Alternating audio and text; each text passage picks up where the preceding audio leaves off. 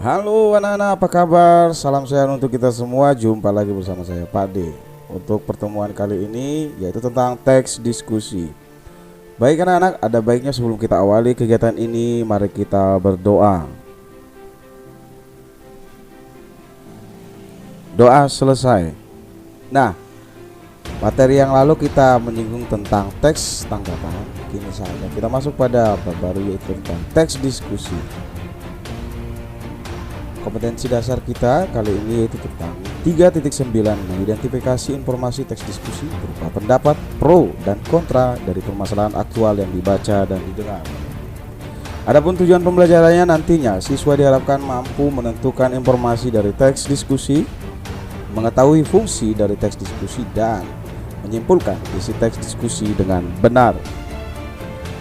Baik anak-anak, coba perhatikan gambar yang Bapak lampirkan. Coba kamu simak dengan baik.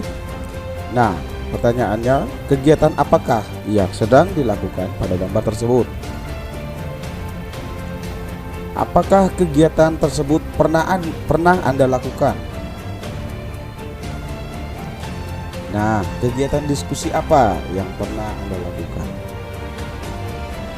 Nah, coba jawab di catatan kamu atau bahkan dalam pikiran. Sudah pernahkah kamu lakukan sesuai dengan gambar tersebut? Nah, baik anak-anak, kita masuk pada definisi. Nah, diskusi itu yakni proses pertukaran pikiran, gagasan, atau pendapat yang dilakukan oleh dua orang atau lebih untuk mendapatkan suatu kesimpulan atau kesepakatan bersama. Teks diskusi itu juga dapat diartikan sebuah teks yang berisi tentang wacana yang membahas sebuah isu permasalahan yang berisi dua argumen, yaitu argumen pendukung yang sering disebut dengan pro dan argumen penentang yang pernah kamu dengar kontra. Adapun tujuan diskusi agar kita saling mengetahui dan sama-sama menyimak ya untuk anak-anak sekalian, yakni mencari kesepakatan, gagasan atau pendapat. Nah, fungsi dalam teks diskusi yaitu digunakan untuk melihat suatu masalah dari berbagai sudut pandang atau perspektif sebelum membuat keputusan atau rekomendasi. Nah, anak-anak, kegiatan ini biasa sering kami jumpai di rapat OSIS, RT, organisasi, dan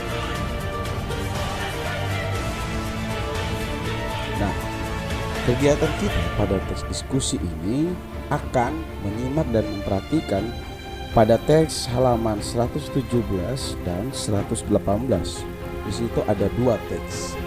Nah, sebelumnya saya akan jelaskan karena kegiatan kita akan mencari pokok dari atau ide pokok dari setiap teks. Pokok pikiran atau ide pokok merupakan inti dari kalimat utama.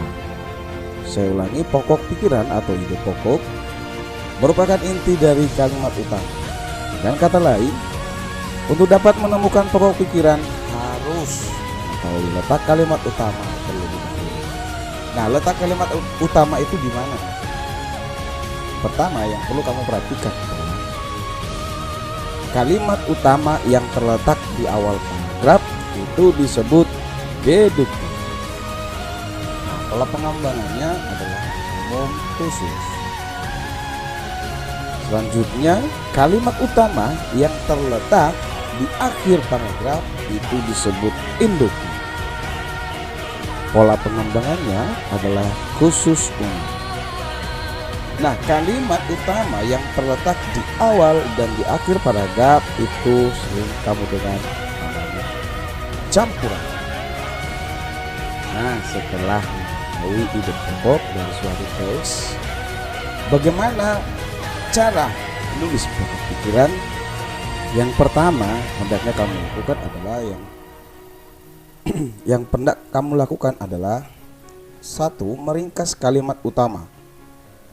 Nah, dalam meringkas kalimat utama itu bagaimana, nak? Kamu hanya memberikan ringkasan dan tidak merubah makna dari suatu ringkasan.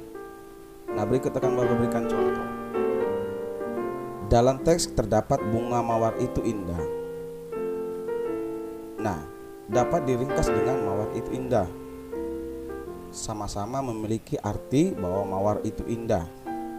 Nah, makna yang sebenarnya tidak hilang itu maksudnya jadi kalimat meringkas kalimat utama.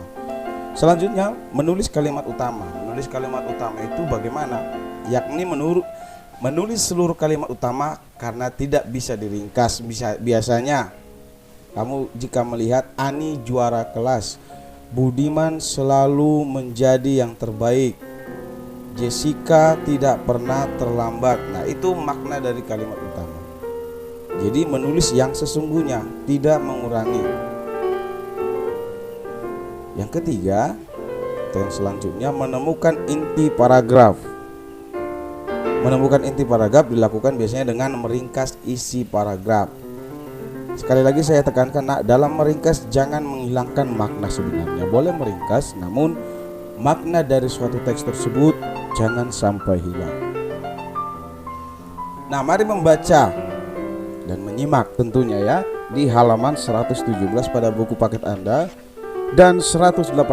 Coba baca teks pertama dan teks kedua. Kamu simak baik-baik paragraf demi paragraf.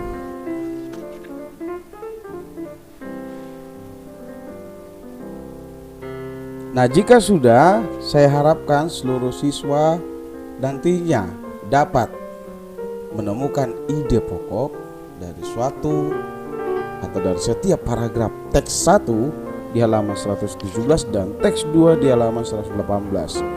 Untuk saat ini kegiatan tugas kita tidak ada, namun pada pertemuan selanjutnya saya akan berikan kalian tugas.